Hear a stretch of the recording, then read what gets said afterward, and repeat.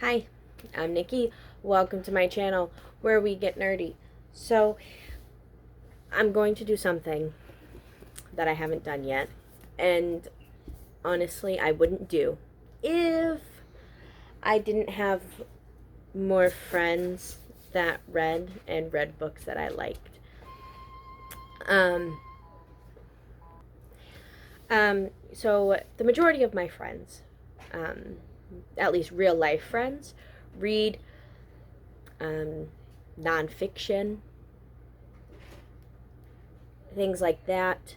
Um, I have reading friends online that read YA fantasy. But I don't seem to have many friends that have either read this series or have interest in reading this series, and I just need to get my thoughts out. So, I'm going to do a non-spoilery review in the beginning, and then when I start spoilers, I will, warn that, excuse my dog, I will warn that they're about to start and give you a chance to leave the video. So, with that being said, we have Daughter of the Pirate King and Daughter of the Siren Queen by Tricia Levenseller. If you watched my August Trebrinko, you would know that this was on August's TBR. And being the 2nd of August, I've already finished it.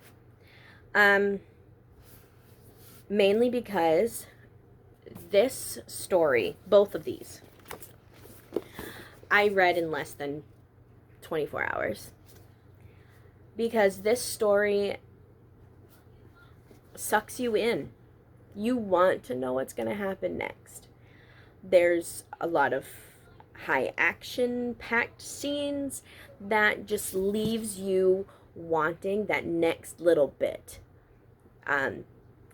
You don't really get to those points where you're kind of bored and you're just like, is this ever gonna end? You want to know what's happening. There's enough intrigue to keep you going. Daughter of the Pirate King I read last month for Trebrinko. It was for our BTS prompt, but also for a Trebrinko prompt that I can't remember. I rated it 5 stars. Completely didn't expect what happened. I didn't expect the storyline to go where it went. I was expecting it to be mediocre at best. And now it is a favorite. And absolutely would love to see this made into a movie or a miniseries, something. And then I just finished this literally maybe 15 minutes ago. It was everything I expected and more. I did not see parts of it coming. And I was on the edge of my seat. I thoroughly enjoyed it. Really, Barnaby?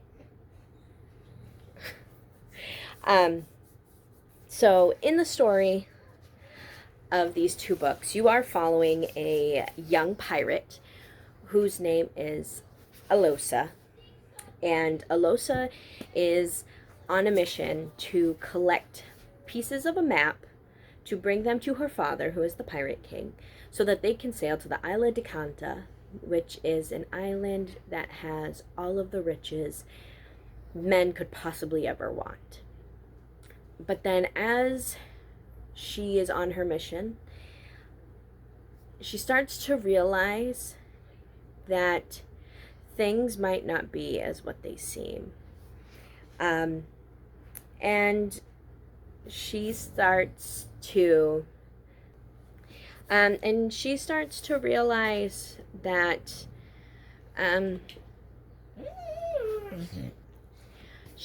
realize that people that she thought were her enemies may not be her enemies, and this young strapping man may not be as bad as he seems. So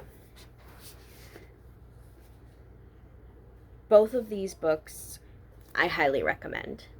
I have more books by Tricia Levenseller, and I am excited to get to those when Trebrinko lets me. But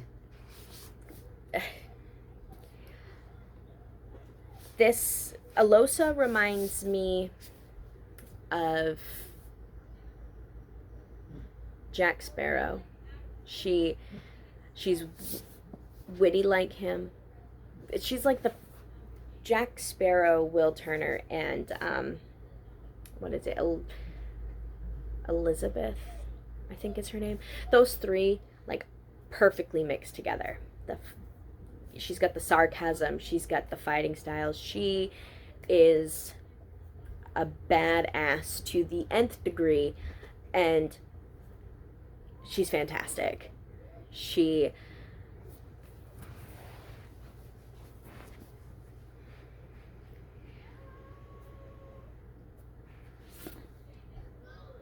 fierce, she's witty, she's everything you want a female pirate to be. So that is my, like, the extent I can give of a non-spoilery review. So if you wish to read this series and do not want to be spoiled as to what happens, I highly recommend you leave now. If you don't leave, don't come at me in the comments because you got spoiled as to what happens in the story. And if you have read this series, let me know down below your thoughts. So, now I'm going to start the spoilery review. In this first book, Alosa literally purposely gets herself kidnapped in order to steal from this other pirate crew to help her father obtain the 3 pieces of the map that will get her to the Isla de Canta, that will get them all of the riches that the Sirens have amassed through the years from sunken ships. And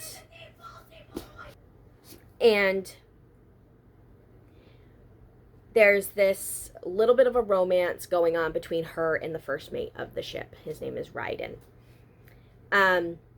But you also realize partway through this that Alosa has a secret. She is half human and she is half siren. And she can use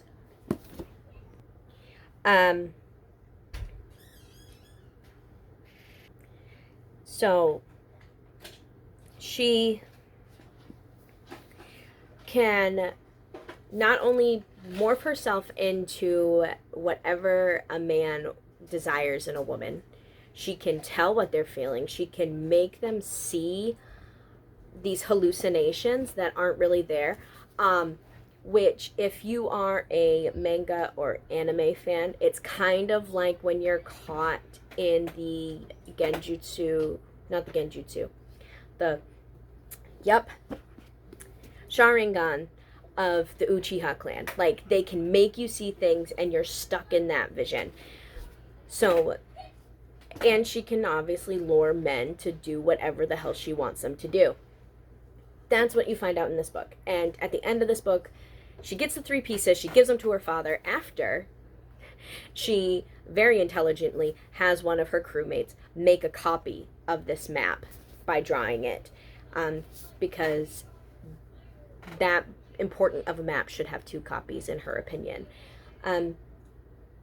And that's where it leaves off.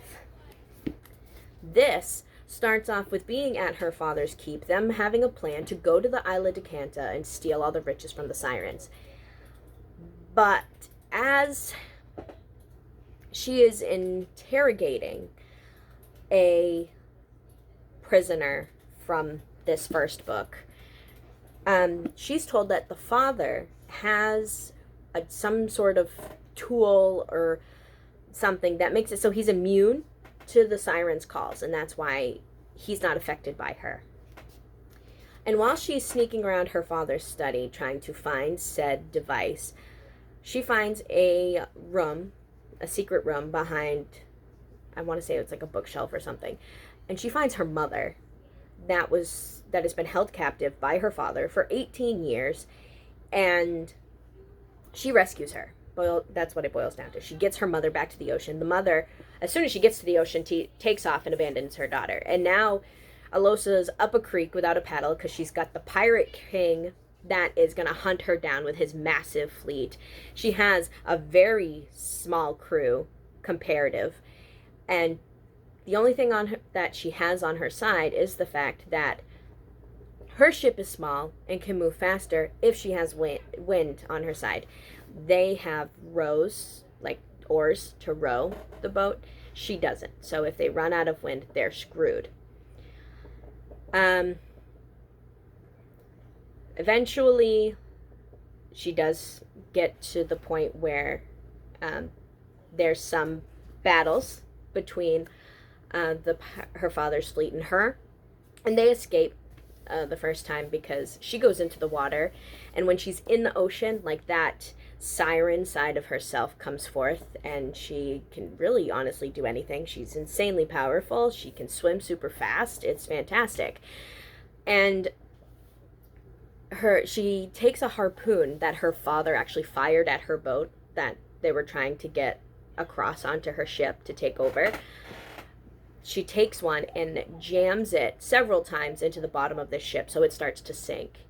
And then these sea creatures come and start eating the pirates that have fallen in the ocean, blah, blah, blah.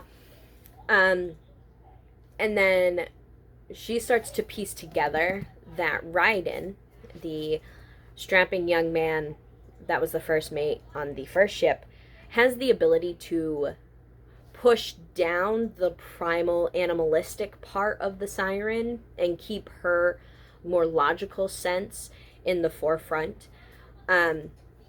So they start training her in order to be able to access her siren powers without having that primal animalistic bit come forth.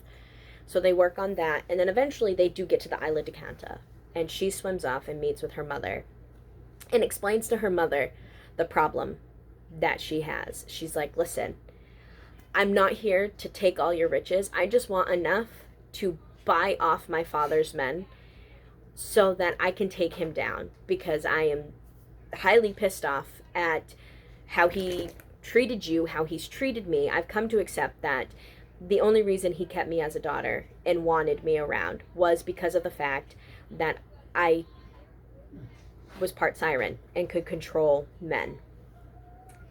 And so the sirens come to their aid. Long story short, the Pirate King dies, and Alosa, even though she's the princess of the sirens, she still decides to be a pirate. As a sign of gratitude from the sirens for defeating the Pirate King and bringing them back their queen, they give her ample riches. Basically, it's written as that the sirens give them all that the ship can hold. And they leave, and she takes over as Pirate Queen with Raiden at her side.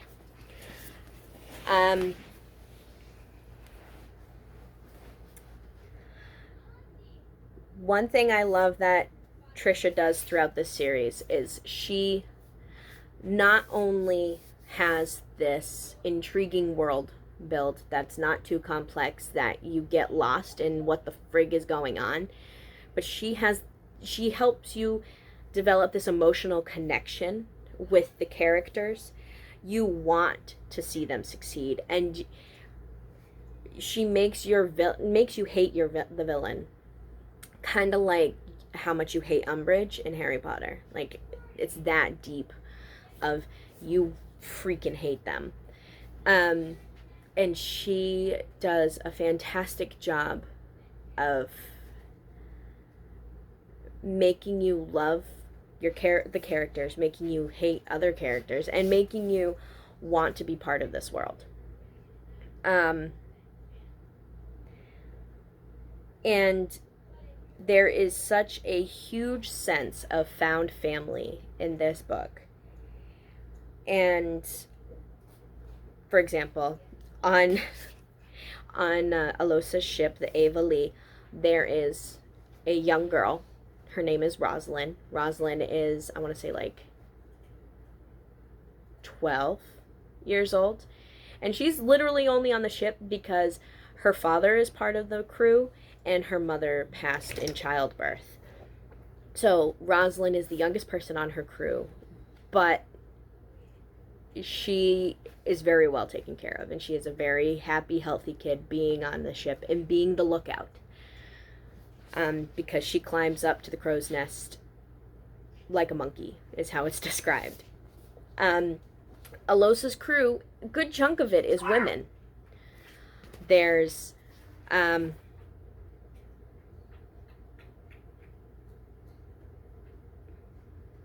there's 5 men on her crew at the start of this book. At the start of the second book, there's 5 men on the crew. At the start of this book, she's only got 2 men on her crew. So a crew of over 30, and there's only 2 men. And then, so you see what I mean? Like there's, and it's mainly that way because she realizes that women aren't affected by her power. So she can use her song in battle and not have to worry about the well-being of her crew. So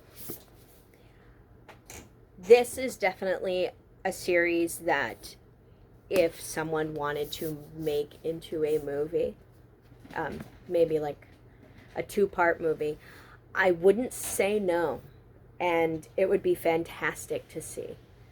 And so that's like more of my spoilery review, like, and I totally here for the romance of Raiden and Alosa.